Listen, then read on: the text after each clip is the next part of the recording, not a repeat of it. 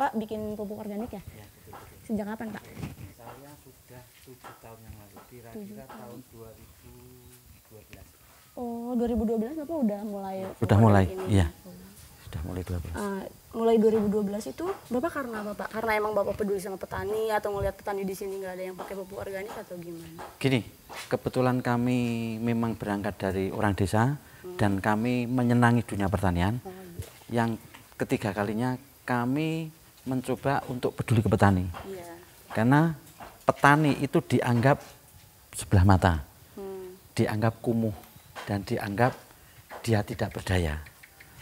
Nah, dengan keberadaan pupuk, baik itu kimia dan organik, itu sekarang petani mulai beralih. Dengan beralihnya ke organik, karena merasa pupuk kimia itu mahal. Iya. Yang kedua kalinya setelah pupuk mahal beralih ke organik, itu dimanfaatkan dari beberapa formula pupuk organik. Maka dari itu kami mencoba untuk memberdayakan ke pertanian organik ya. Jadi Itu. mulai dari situ Itu ya, ya. Pak? Dimulai dari keresahan Keperhatian Bapak, petani, ya, iya. keperhatian petani. Ini kebetulan ada teman-teman mahasiswa ya? Iya. Anak didik Bapak apa gimana?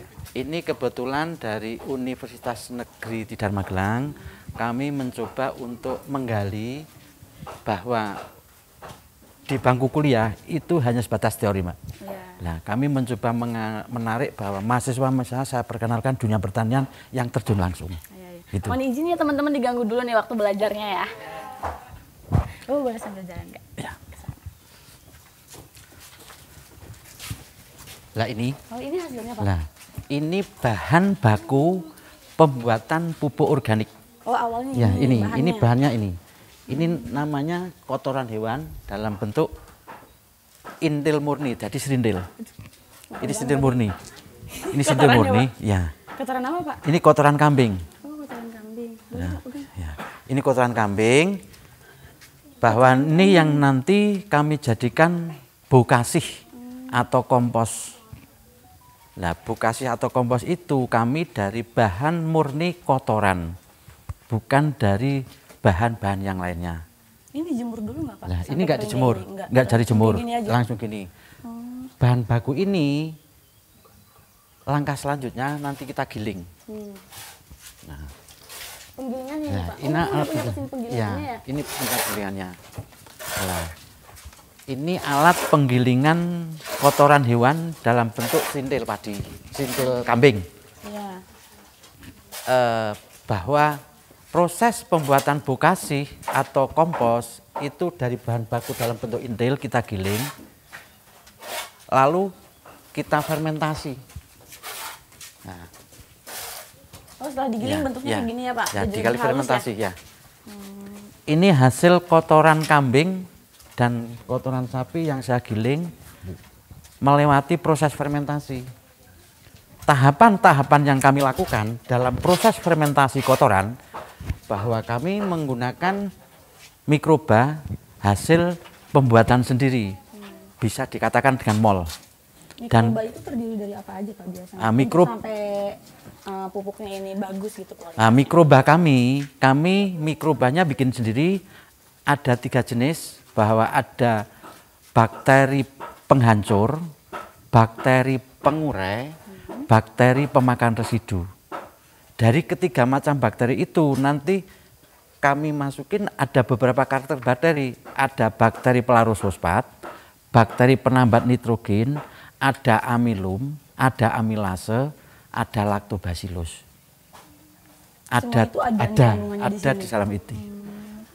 Semua itu ada pas udah difermentasi atau sebelum proses fermentasinya itu menggunakan bakteri-bakteri yang ada dalam pembuatan mikroba tersebut. Bakteri-bakterinya itu berasal dari mana aja Pak? Dari alam. Dari alam. Dan dari buah. Bapak menggunakan apa aja tuh untuk menghasilkan mikroba-mikroba seperti itu? Itu ada buah nanas, ada buah pepaya, ada buah pisang, ada yakul, ada susu, ada madu, ada telur. Ada 16 bahan baku, 60 bahan baku. Oh iya, berarti itu semua buah-buahan bisa ya, dipakai, jenis buah-buahan yang berbagai. Nah, teknik fermentasinya itu ada tambahan namanya rumen. Oh, namanya rumen. Rumen, ya. Rumen tuh seperti apa? Rumen itu brodot sapi. Dalaman sapi. Ya, itu keberanian cabai itu Hasilnya itu udah di situ ya Pak ya? Iya, ini bedanya ini. Oh, ini fermentasi Ya, dulu. fermentasi dulu. Setelah fermentasi melewati 4 tahapan. Iya. Bahwa pengembalikan kayak gini, pengembalikan itu selama 1 minggu sekali, selama 4 kali pengembalikan. Oh, jadi dalamnya juga di Iya, diambil dari lagi. Kalau misalkan udah selesai fermentasi, Bapak udah Baru udah di-pack jadi seperti kita itu ya? packing. Di-pack seperti ini. Iya, setelah Ini packing ini. biasanya berapa ini Pak? Berapa banyak? Ini Satu gini. ini ukuran kami tidak kilo, Oh, ini 3 kilo. tidak saya kilo. Oh, Karena nggak di kilo. nggak saya kilo, karena proses pembuatan kompos dari bahan murni, jadi nanti mesti ada penyusutan. Oh iya. Ya, makanya kami tidak model kilo tapi bagoran. Ini biasanya bisa digunakan untuk berapa banyak Pak? Berapa hektar? Ini kapasitas untuk tanaman cabai itu bisa digunakan 200 tanaman cabai satu karung. Satu Satu karung. karung. Ya. Kami mencoba mencari buah-buahan itu nanti kita fermentasi selama 1 bulan. Oh, Dan difermentasi ya aja? difermentasi. Buahnya itu difermentasi, ada tambahan bahan pendukung. Ada air leri, air kelapa, air teh, air kedelai, Iya. ada urin, ada macam-macam. Tapi Bapak apa hanya memproduksi pupuk organiknya aja atau tanamannya juga apa gimana? Kami mencoba memproduksi 7 produk. Kaung Sari Agro ada 7 produk. Pertama kali kami memproduksi mikroba. Iya. Yang mikroba kedua, yang pupuk tadi ya itu. pupuk itu. Yang kedua kalinya kami mencoba bikin kompos atau bokasi. Iya. Yang ketiga kami bikin POC vegetatif. Yang keempat POC vegetatif iya, tuh pupuk organik cair Hmm. dalam masa pertumbuhan. Oh iya. PO Semua jenis pupuk organik Iya, Bapak produksi. produksi. Gitu. Yang kelima POC generatif. Mm-mm. POC generatif itu fungsinya apa? Fungsinya untuk masa pembungaan atau perkembangan. Yang keenam asam amino, yang keenam ketujuh itu jamu ternak, yang kedelapan pestisida nabati. Berarti semua itu jenisnya organik. Ya, organik. Untuk tanaman. Iya. Tapi Bapak nanam nggak tanaman yang organik gitu? Kami mencoba mengadvokasi petani padi di Magelang, khususnya di Sliwet dari Kalisalak sendiri, di Sliwet dari Salaman, Sliwet dari Ngetos, sama Ngawen, Udah banyak juga sama ya Swarga daerah-daerah. Bumi. Yang itu tuh Pak, depan itu apa? Itu belum, Itu itu bukan benih. organik, benih. Tapi organik. Nek masalah benih itu bisa organik dan tidak, Mbak. Oh, bisa Kalau ini memang organik. Jadi kami mencoba untuk pembenihan itu sistemnya sistem bagi. Sistem big. Ya, karena apa? Ada kelebihan dan kekurangannya. Boleh lihat ke sana nggak? Pak? Boleh.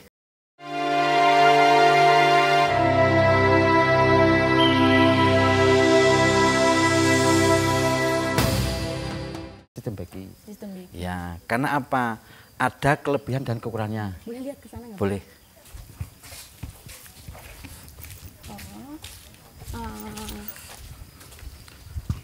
Ini tuh berarti jenis ini ya Pak. Ya. Ini penanaman untuk penanaman nanti padi organiknya ya. kayak gini ya Pak ya. Sistem pembenihan kami menggunakan sistem beki. Keunggulan sistem beki itu bisa digulung, Oh ini bisa digulung. Mas Mat, coba Mas. Oh kalau digulung dia nggak apa-apa Pak. Enggak apa-apa. Oh nggak apa-apa. Wis manu ya. Nggak bakal rusak Pak. Enggak, Sama sekali. enggak sama sekali. Keren. Jadi dia bisa fleksibel dibawa Bisa. kemana aja ya. Ya. Kelebihannya bisa digulung, bisa dikirim ke luar daerah pun bisa. Bertahan 3 sampai 4 hari. Dia nggak bakal kering. Enggak bakal. Sedikit pun. Enggak. Keren. Oh berarti sistem ini banyak manfaatnya ya. Ya. Kelebihan dari sistem beki itu bisa dikirim ke daerah luar Jawa pun bisa. Yang kedua kalinya bahwa sistem beki itu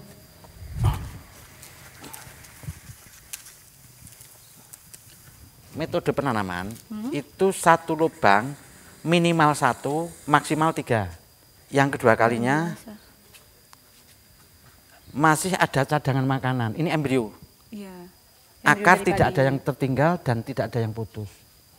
Maka tanaman itu kalau dipindahkan ke media tanam, dia untuk melangsungkan hidupnya tidak melewati masa stres atau stagnan. Jadi kelebihan beki itu bahwa tidak ada melewati stagnan atau stres. Luar biasa Bapak. Dan penanamannya tidak boleh lebih dari umur 20 hari. Dan penerapan kami itu penanaman 14 sampai 15 hari. benih sebar. Dari kelompok Kawung Sari, Ya, Sari Agro ini ya, udah berarti udah menyebar ke berbagai daerah. Ekspansi ke Wonosobo. Dan mungkin akhir tahun itu ekspansi ke Pemalang sama ke Banjarnegara. Oh iya. Berarti memang metode penanaman ini metode Lebih penanaman efektif. ini Lebih efektif sekali ya. Berarti efektif dalam masa tumbuhnya dia, Ya, masa perkembangannya dia juga ya. Terus pentranslokasikan ke lahan, transportasi ke lahan itu lebih efektif. Lebih bagus juga. Iya, lebih bagus. Pertumbuhannya tidak melewati masa stres. Kenapa kami mencoba pakai sistem beki? Kami mencoba penanaman benih muda. Iya. Asumsi kami kalau benih muda itu jumlah anak kan lebih banyak. Kalau anakannya lebih banyak, lebih jadi banyak bisa nantinya. lebih Iya. banyak juga ditanam di ladang ya. Betul, Nggak banyak ngebuang benih juga. Benar, ya, Pak? iya, betul. Nah, ini kan nanti ditanam di ladang nih Pak. Di sekitaran sini ada nggak yang ditanamin dengan metode ini di ladang? Ada. Udah seperti apa Pak? Sudah mau panen paling 2-3 hari. Oh, di sebelah mana Pak? Samping SD ya Mas ya. Oh, agak jauh nggak Pak? SD itu loh, SD Oh, pada boleh sana. lihat nggak Pak? Boleh. Sambil kita ngobrol-ngobrol aja di jalan ya.